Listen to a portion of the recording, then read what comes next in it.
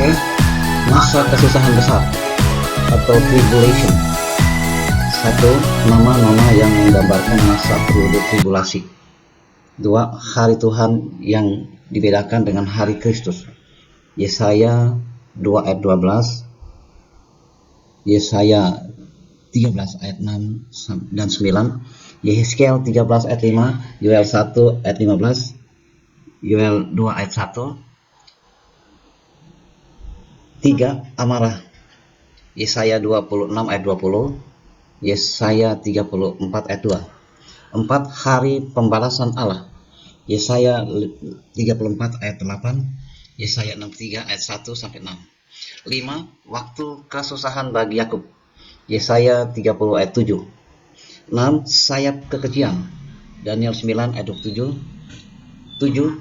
Waktu kesesakan yang besar, Daniel 12 ayat 1. 8. Masa yang ke-70, Daniel 9 ayat 24 sampai 27. 9. Akhir zaman, Daniel 12 ayat 9. 10. Hari besar murka, Wahyu 6 ayat 17. 11. Saat penghakimannya, Wahyu 14 ayat 7. 12. Akhir zaman, Matius 13 ayat 40 dan 49. 13. Masa siksaan, Matius 24 ayat 21 dan 29.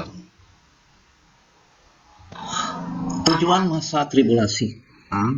Mempersiapkan umat Israel menghadapi kedatangan Mesias, Yeremia 30 ayat 7, Matius 24 ayat 14, Matius 25 ayat 1 sampai 13. B. Memberikan kesempatan terakhir bagi bangsa lain untuk menerima Mesias, Matius 25 ayat 31 sampai 46, Wahyu 7 ayat 9. C.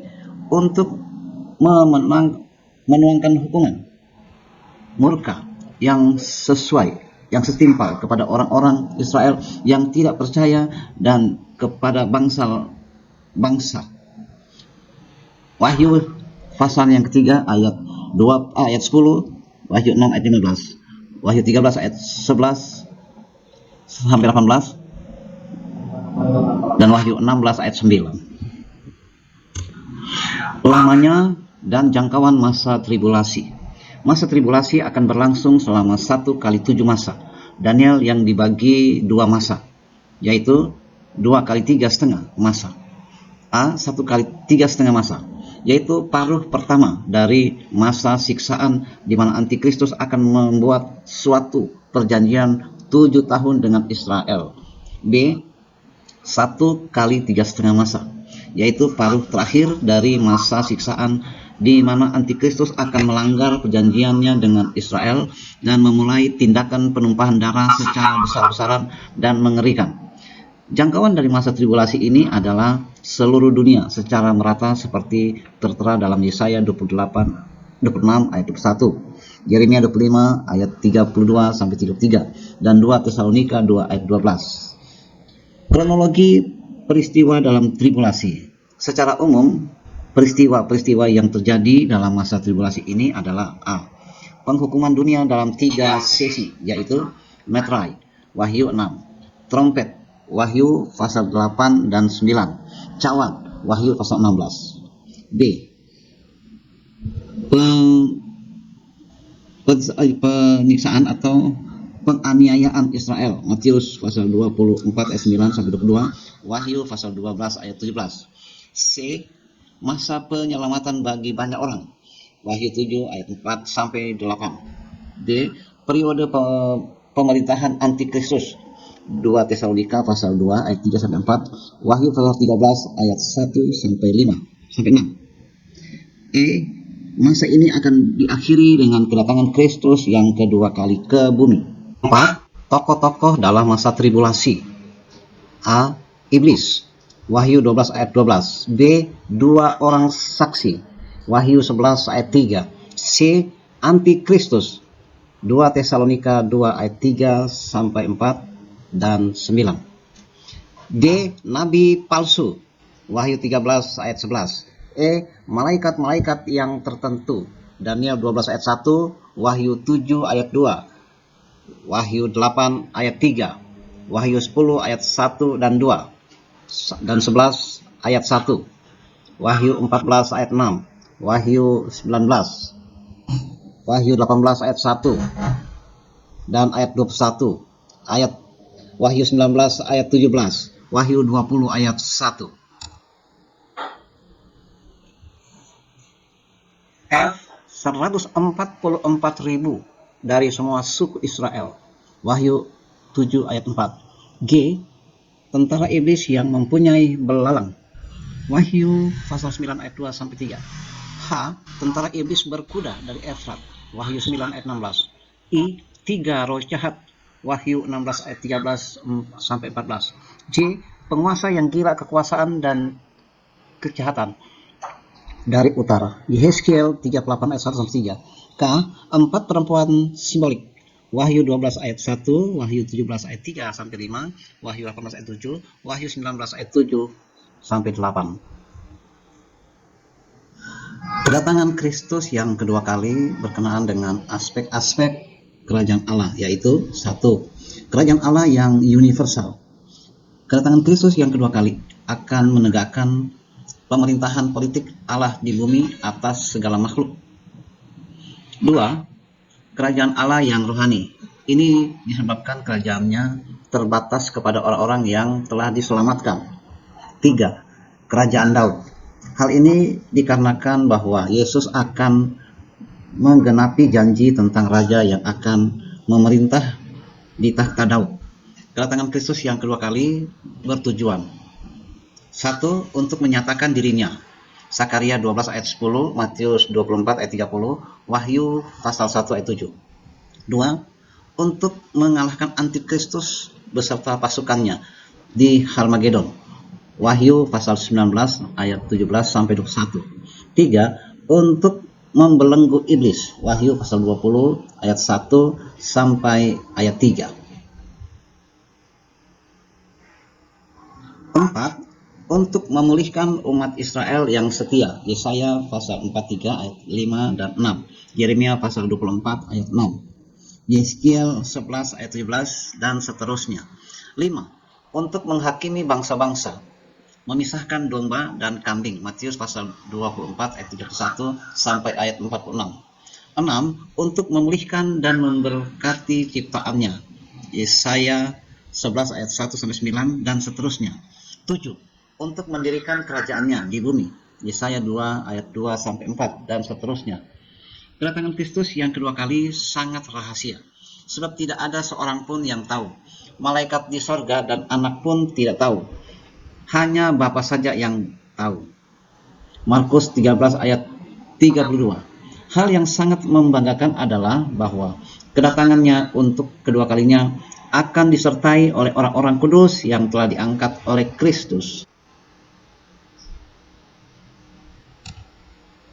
G. Kerajaan 1000 tahun atau Millennium Kingdom. Kerajaan 1000 tahun hanya muncul dalam satu bagian dalam Alkitab, yaitu Wahyu pasal 20, dan menyebutnya sebanyak 6 kali. Meskipun demikian, konsep tentang kerajaan 1000 tahun ini tersebar di banyak bagian dalam Alkitab.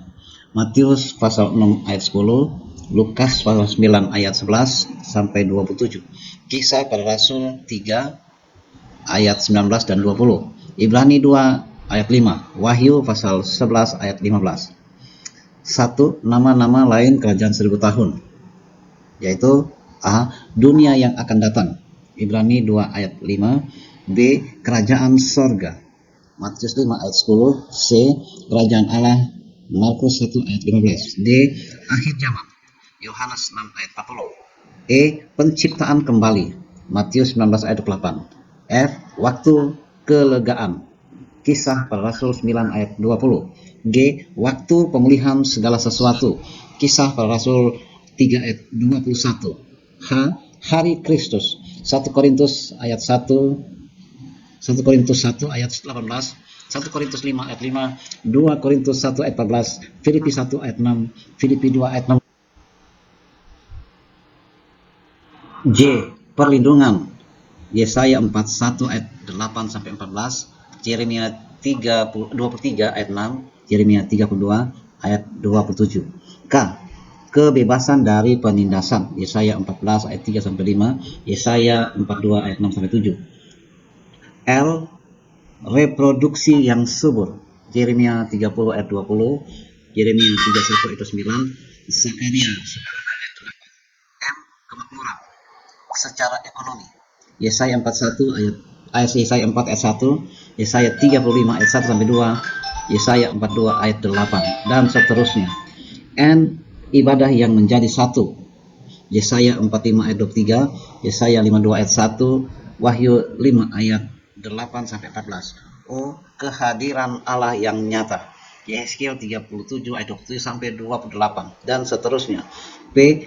Keadaan kerajaan 1000 tahun. Yesaya 51 ayat 6 dan seterusnya.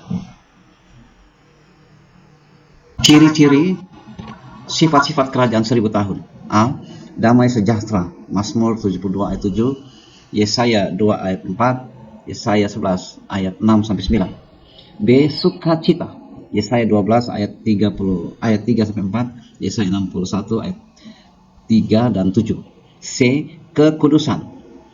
Yesaya 1 ayat 26 sampai 27 dan seterusnya. D. Kemuliaan. Yesaya 4 ayat 2 dan seterusnya. E. Penghiburan. Yesaya 12 ayat 1 sampai 2 dan seterusnya. F. Keadilan. Yesaya ayat 9 sampai 6 seterusnya. G. Pengajaran. Yesaya 2 ayat 2 sampai 3 dan seterusnya. H. Penghapusan kutuk. Yesaya 11 ayat 6 sampai 9. I. Penyakit dihilangkan. Yesaya 33 ayat 24 dan seterusnya. 3. Penduduk warga kerajaan 1000 tahun. A. Orang-orang Israel yang sudah diselamatkan. Yesaya 14 ayat 1 dan 2, Yesaya 49 ayat 2 dan 23, Yesaya 61 ayat 6 dan 7. B. Bangsa-bangsa lain diselamatkan pada masa perjanjian lama dan pada masa tribulasi. C. Jemaat 1 Korintus 6 ayat 2, 2 Timotius 2 ayat 12, Wahyu 1 ayat 6. D. Malaikat-malaikat yang terpilih. Ibrani 12 ayat 22. 4. Sistem pemerintahan kerajaan 1000 tahun berbentuk teokrasi, di mana Kristus Sang Mesias akan memerintah sebagai Raja. 5. Pusat pemerintahan kerajaan 1000 tahun adalah kota Yerusalem. 6. Raja penguasa kerajaan 1000 tahun adalah Kristus yang akan memerintah seluruh bangsa, yang akan dibantu oleh Daud berkenaan sistem kerajaan Israel secara politik. Yeremia 30 ayat 9, Yeskiel 34 ayat 23, Hosea 3 ayat 5. H. Penghakiman dari takhta putih besar, the Great White Throne. Penghakiman dari takhta putih besar berbeda dengan pengadilan Kristus atau Bema Christi. Pengadilan takhta Kristus diperuntukkan bagi semua bangsa yang menolak Kristus dan langsung dibuang ke neraka untuk selama-lamanya. Pengadilan Kristus adalah diperuntukkan khusus bagi orang percaya, gereja Tuhan, untuk mendapatkan pahala, mahkota. Pengadilan takhta putih besar disebutkan dalam Daniel 7 ayat 9 sampai 10, Wahyu 20 ayat 11 sampai 15, dan ini merupakan pengadilan yang terakhir. Waktu pelaksanaan adalah setelah masa kerajaan 1000 tahun berakhir. Wahyu 20 ayat 10.